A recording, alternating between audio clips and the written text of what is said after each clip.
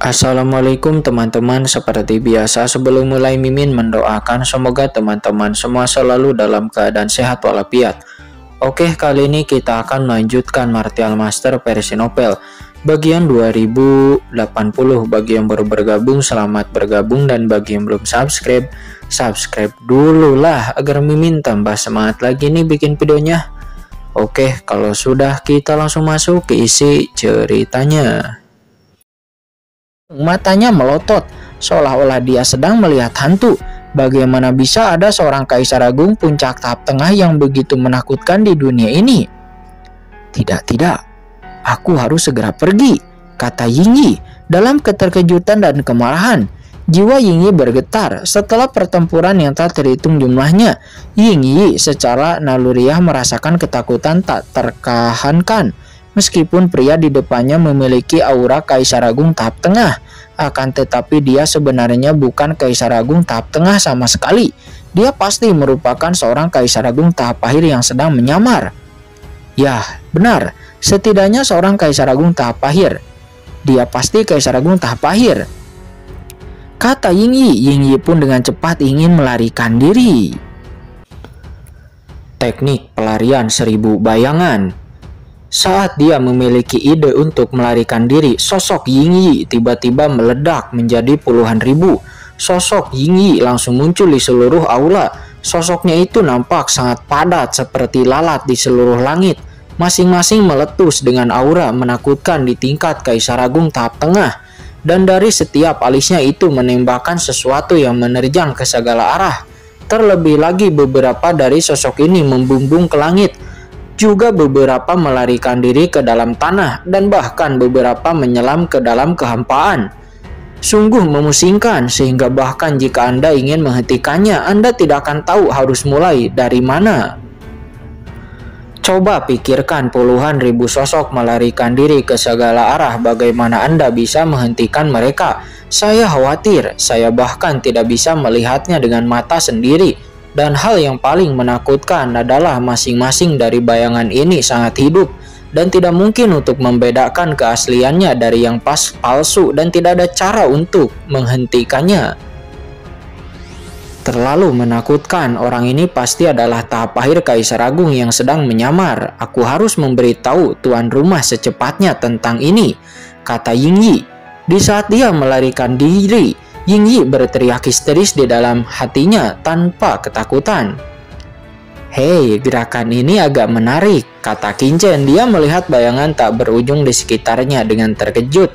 Kaisar agung manapun dapat membuat klon bayangan, akan tetapi menghidupkan puluhan bayangan. Itu merupakan sesuatu yang tidak dapat dilakukan oleh kaisar agung biasa. Qinchen berpikir dalam benaknya. Qinchen pun duduk bersila di aula tanpa bergerak, akan tetapi dengan santai mengulurkan tangannya ke kekosongan di sampingnya. Ini aku. Yingyi yang melarikan diri tidak menyadari apa yang telah terjadi. Dia hanya merasakan sebuah hawa dingin di dadanya. Dia menundukkan kepalanya dan menjadi ketakutan yang tak bisa yang langsung muncul di pupil mata Yingyi. Di mata Yingyi, sebuah lubang transparan besar muncul di dadanya, dan hati kaisar di tubuh Yingyi dengan cepat menghilang dari tubuhnya. Perasaan tidak berdaya langsung memenuhi tubuhnya.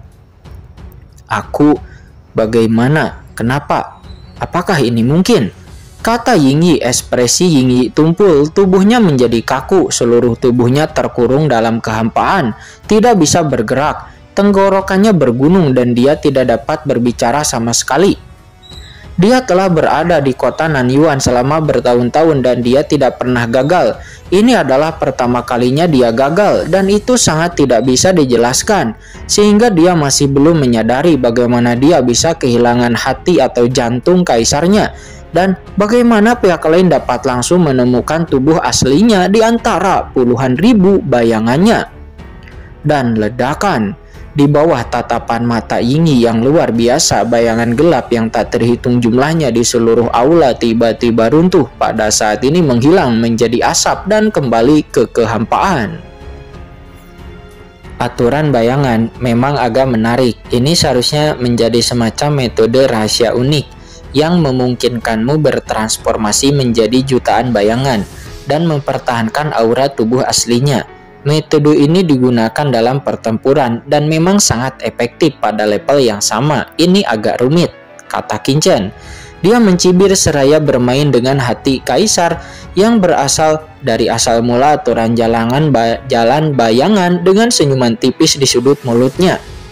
Qin-Chen memandang Ying Yi seolah-olah sedang melihat seekor semut. Apa tingkat kultivasi yang kamu miliki? Kata Ying Yi. Dia dipenuhi dengan ketakutan dan keputusasaan. Tubuhnya saat ini terkurung dalam kehampaan. Dia pun mencoba mengirim pesan ke Menara Tianwei.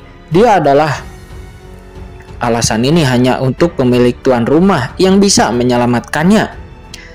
Beraninya kamu melakukan gerakan kecil di depan kaisar ini, kata Qin-Chen. Dia mencibir dan sedikit mengangkat kelopak matanya.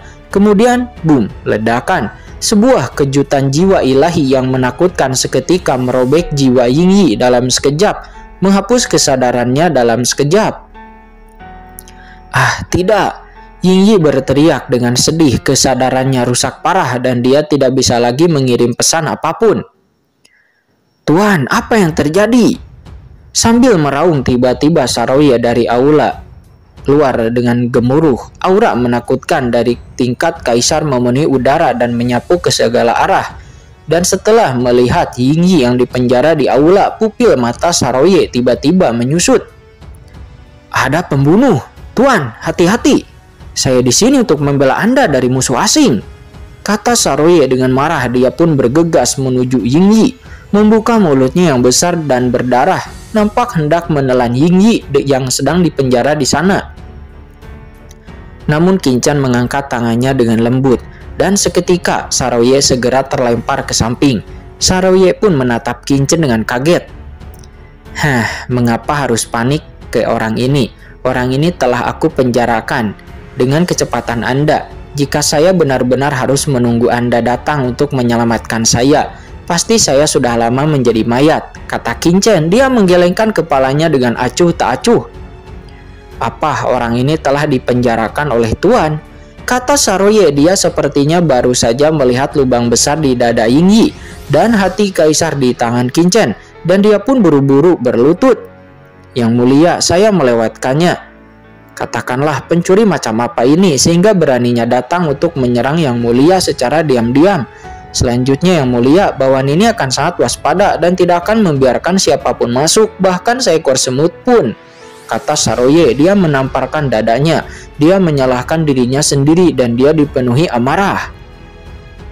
Dikatakan bahwa klan Komodo paling menghargai reputasi klannya. Mengapa Komodo di depanku ini begitu celaka dan benar-benar penjilat? Gumam Ying Yi. Namun ketika Ying Yi memikirkan situasinya saat ini, dia kembali merasa sedih.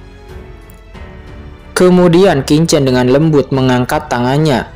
Seketika Ying Yi merasakan sebuah kekuatan yang tak tertahankan langsung menyelimuti dirinya, dan saat berikutnya sosoknya muncul di depan Qin-Chen. Katakan padaku, dari mana asalmu dan mengapa kamu datang untuk membunuhku? Tanya Qin-Chen dengan ringan sambil memainkan hati kaisar di tangannya. Ying Yi ingin menolak untuk menjawab, akan tetapi saat dia menatap mata Qin-Chen, ledakan. Niat membunuh yang mengerikan menembus secara langsung dan niat membunuh yang kuat menyelimuti pikirannya. Seolah-olah Ying Yi telah melihat pegunungan yang tak berujung dengan mayat dan lautan darah. Seketika jantungnya bergetar dan aura pembunuh yang mengerikan membuat kakinya melemah. Dan dia langsung berlutut, tidak dapat mengendalikan keinginannya sendiri sama sekali. Dia pun segera berseru.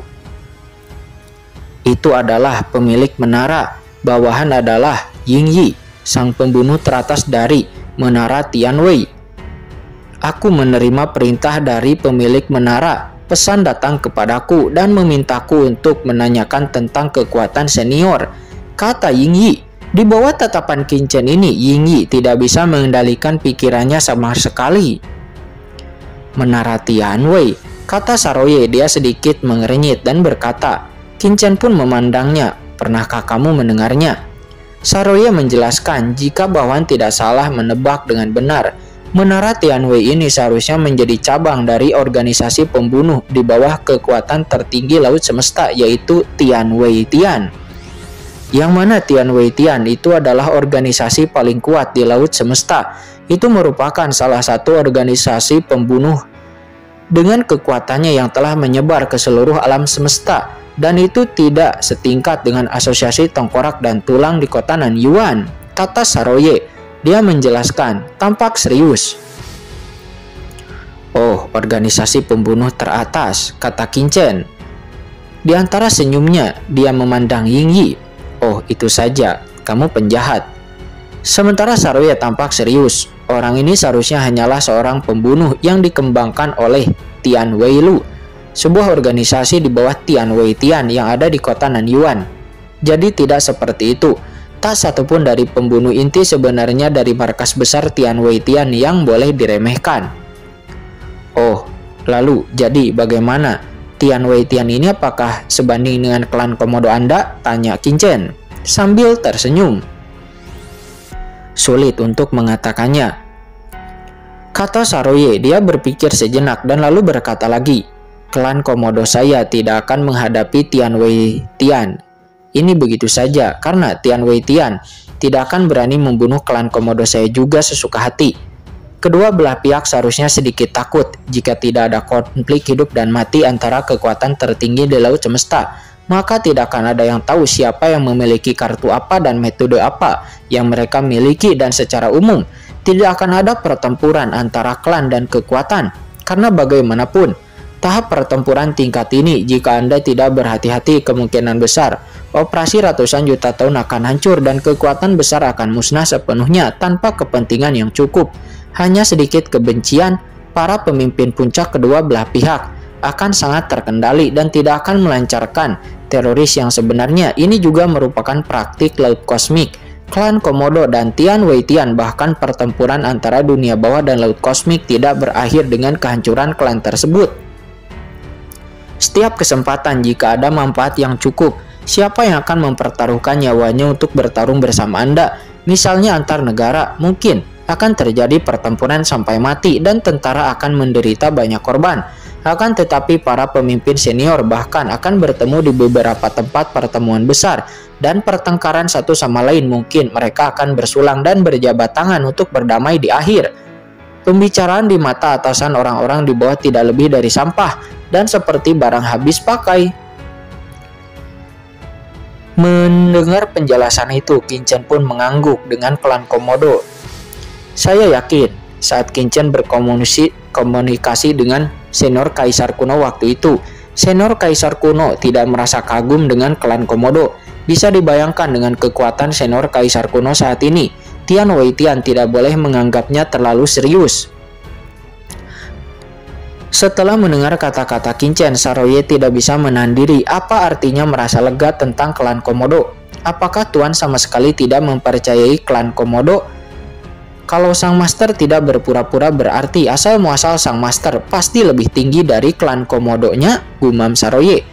Namun Qinchen menyipitkan matanya dan memainkan kristal kaisar di tangannya. Katakan padaku berapa banyak uang yang dimiliki Tianwei Lu itu? Tanya Qinchen kepada Saroye. Apa? Saroye pun menjadi sedikit terkejut. Dia menatap ke arah kristal kaisar dan menunjukkan sedikit rasa tidak percaya di dalam hatinya. Tuan, apakah Anda berencana menggunakan Yingyi ini untuk memeras kristal kaisar milik menara Tianwei? Mendengar itu, Yingyi merasa marah dan bahagia pada saat yang bersamaan. Yang membuatnya marah adalah jika Qinchen benar-benar melakukan ini, maka wajah menara Tianwei-nya akan hilang dan dia juga akan kehilangan seluruh wajahnya di kota Nanyuan.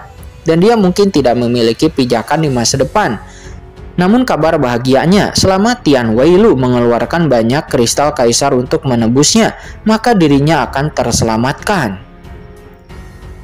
Mendengar ini, Qinchen lalu berkata dengan tenang, hari ini Tianwei Lu mengirim seorang pembunuh ke gua saya untuk membunuh saya.